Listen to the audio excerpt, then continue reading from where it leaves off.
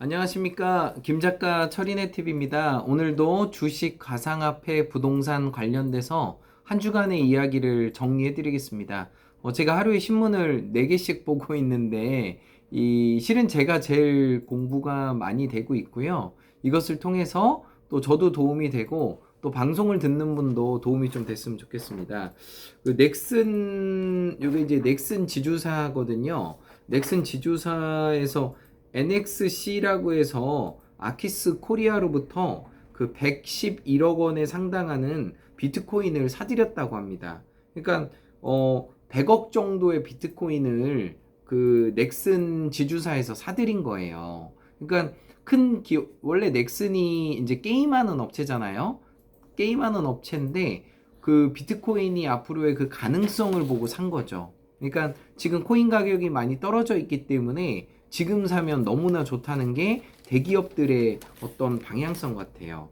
네, 지금 이제 네이버 쇼크라고 해가지고 네이버가 지금 뭐 52주 최저가를 찍고 있습니다. 비대면 때문에 네이버나 카카오톡 다 상승을 했다가 이제 뭐 마스크를 이제 벗는 날이 얼마 안 남았기 때문에 이런 비대면에 강한 네이버, 카카오 이런 IT 종목들이 좀 고전할 수 있다는 것을 말씀드립니다. 그리고 뭐 가장 큰 수혜자였던 넷플릭스, 뭐 넷플릭스 안 보시는 분이 없죠. 넷플릭스 같은 경우도 최근에 거의 주가가 많이 빠졌죠. 그렇기 때문에 코로나 2년 동안 특수를 받다가 지금은 야외 쪽으로 많이 가다 보니까 아무래도 TV 보는 시간이 줄어들겠죠.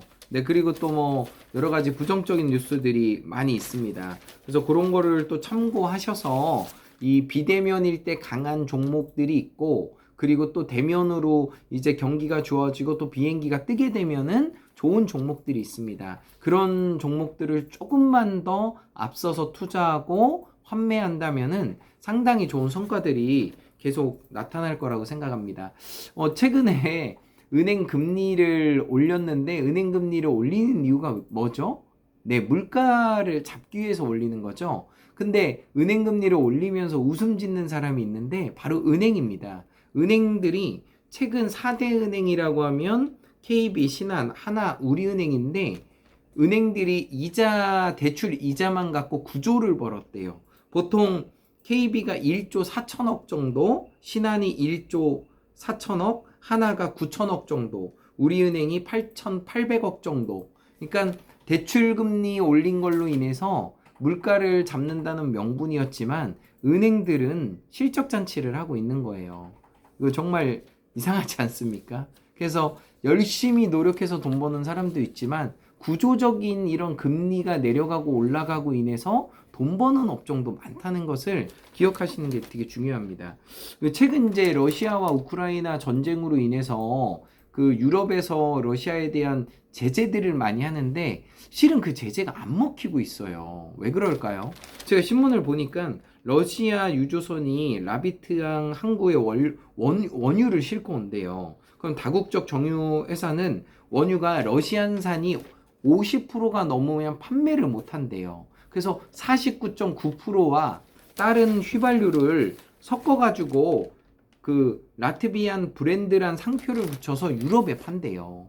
이거는 그냥 러시아산인 거예요. 원래 60% 70% 하던 거를 49%만으로 줄인 다음에 다른 그 원유하고 섞어서 팔아서 유럽에 납품하고 있다는 거예요. 그러니까 뭐 이게 제재가 되겠습니까? 제재가 안 되죠. 그래서 서방에서 지금 이제 러시아나 또 북한이나 이런 거를 그 돈줄을 이렇게 재는데 실제적으로 이거를 혜택을 보기는 상당히 어렵습니다. 그래서 더 좀 현명한 방법들을 찾아야 이런 어떤 좋은 것들을 더 지킬 수 있지 않나 생각이 듭니다.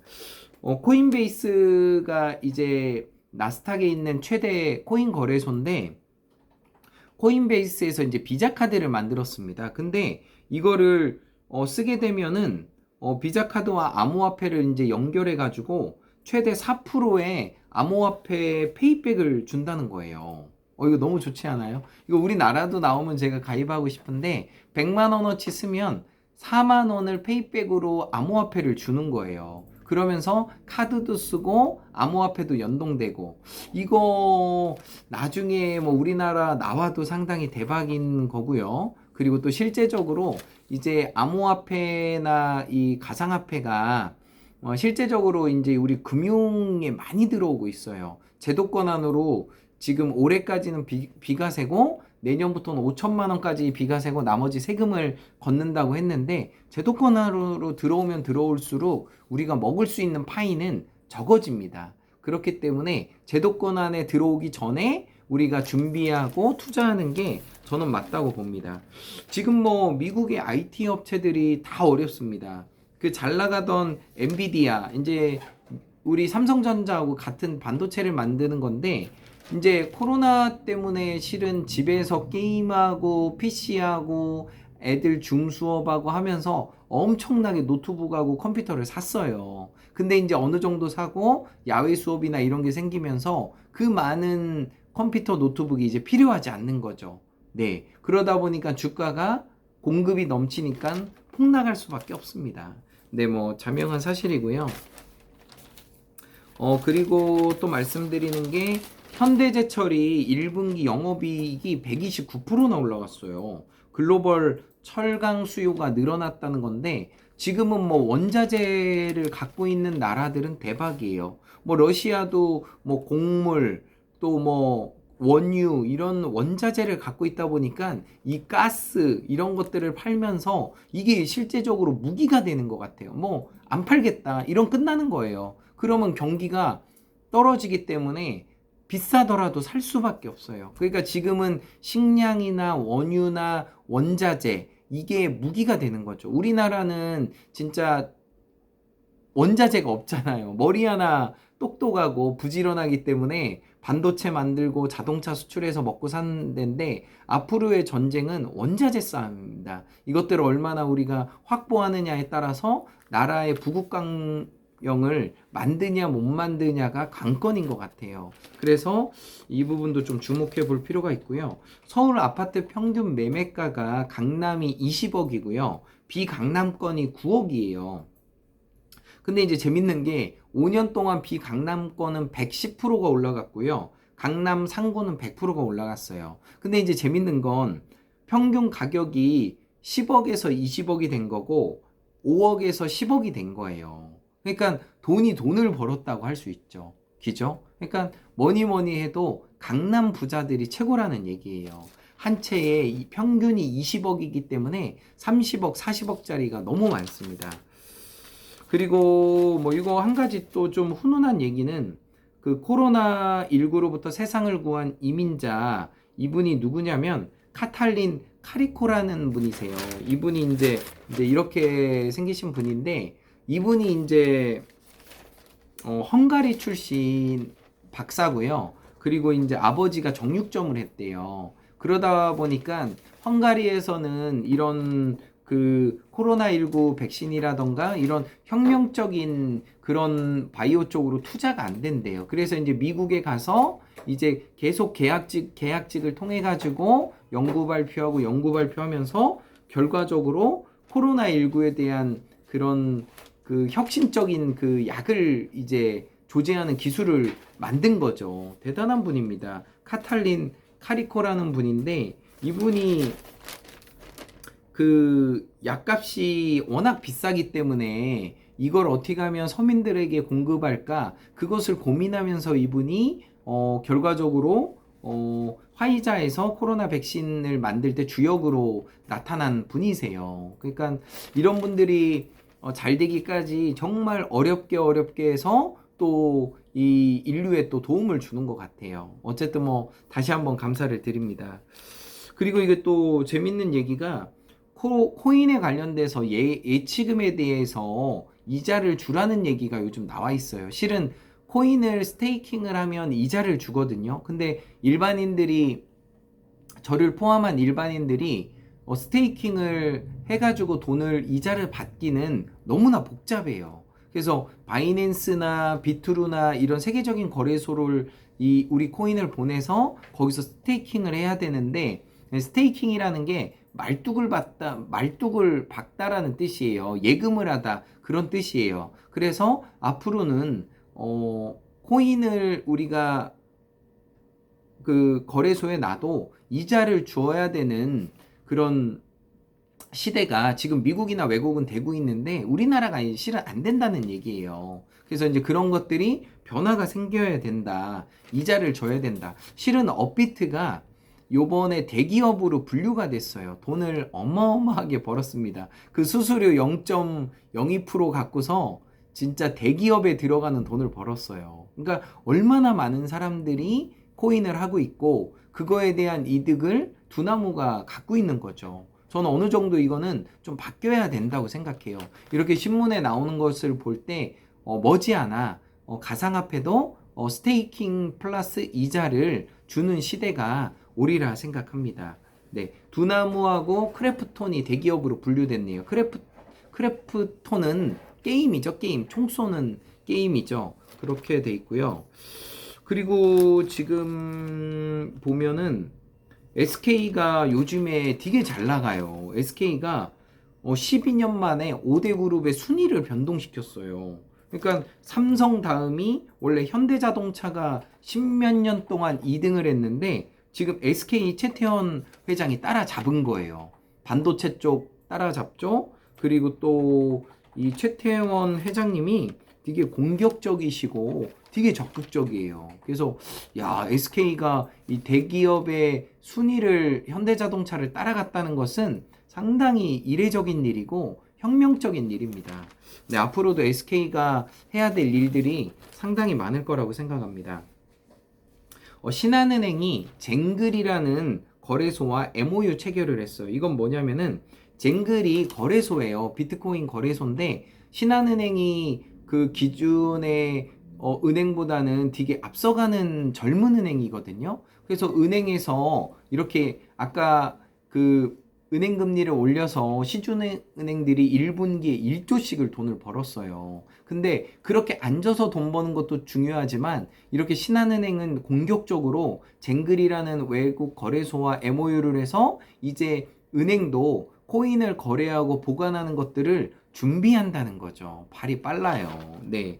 그리고 K뱅크가 68개국의 해외로 송금이 가능하대요. 오, 대박입니다. 저도 K뱅크를 많이 쓰고 있는데, 그리고 45개 통화를 취급하고 있고요. 수수료는 그 송금 금액과 상관없이 4달러를 하고 있대요. 와. 그 예전에 그 뭐죠? 광고에서 뭐 3달러, 4달러 얘기했던 게 생각이 나네요. 그런 것처럼 4달러만 주면은 내가 아프리카로도 돈을 보낼 수 있고 미국으로도 보낼 수 있고 뭐 남아메리카로도 보낼 수 있고 이거 대박입니다.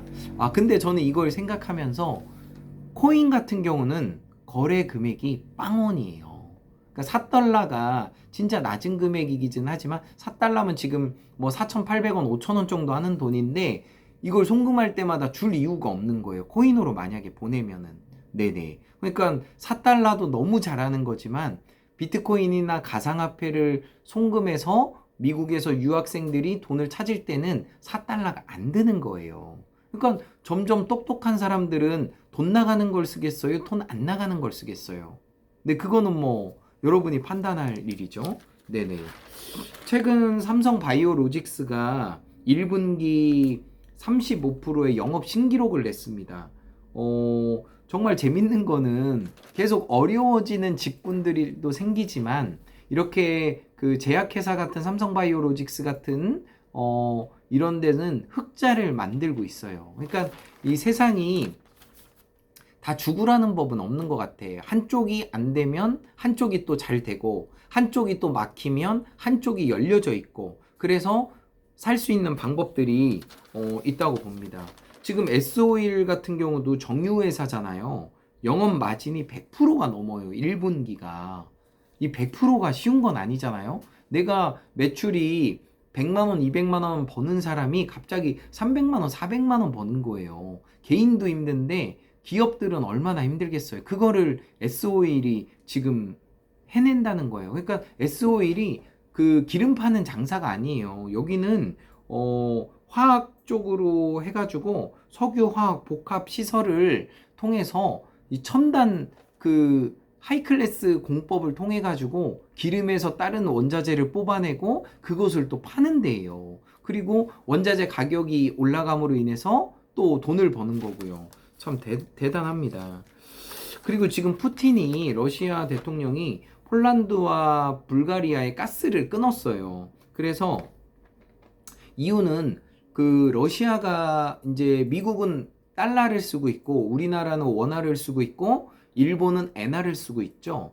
근데 러시아는 루브라를 쓰고 있어요. 그 루브라로 결제를 세계 유럽에서 결제를 하라고 하는데 폴란드하고 불가리아가 그걸 안 한 거죠. 유럽 그 제재에 동참을 한 거죠. 그랬더니 가스를 끊어버렸어요. 그러면 이 폴란드나 불가리아 같은 경우도 우리 집에 가스를 안 쓰는 데가 없어요. 다 쓰잖아요. 가스 얼마나 편해요? 그러니까 그런 것들이 공급이 끊기면은 이건 너무나 힘든 거예요. 그래서 이 러시아가 정말 똑똑합니다. 그래서 지금 우크라이나가 잘 버티고 있지만 그 항구 쪽에 있는 그 수송 경로를 지금 다 뺏겼기 때문에 제가 볼 때는 얼마까지 견딜지는 모르겠어요. 뭐 미국에서 계속 무기도 공급해주고 있지만은 결국은 피해보는 사람은 우크라이나 사람들이에요. 그래서 전쟁이 길어져서 좋은 사람은 주변 국가밖에 없어요. 왜냐하면 무기 팔아먹죠.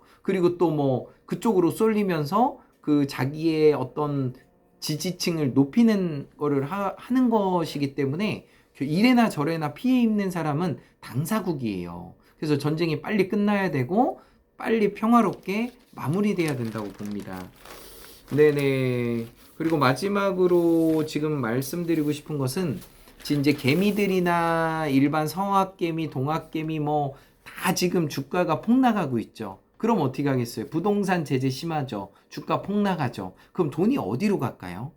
은행으로 갑니다. 그래서 은행이 지금 예금금리가 올라가면서 지금 은행 쪽으로 MMF나 은행 쪽으로 예적금으로 돈이 몰리게 돼 있어요. 그래서 저는 이런 걸 보면서 참 돈이 살아있다고 생각을 해요. 그래서 안 좋은 데를 절대 가지 않습니다. 돈은 1도라도 더 좋은 데로 흘러가게 돼 있어요. 그래서 이 자본주의를 빨리 더 이해하고 또 분석하고 깨달아야만 이 어려운 시기에서 부자가 될 수 있고 또 성공할 수 있고 누군가를 도울 수 있다고 생각합니다. 김 작가 철인의 팁이었고요. In every way, I'm getting better and better. 나는 모든 면에서 점점 좋아지고 있다. 감사합니다.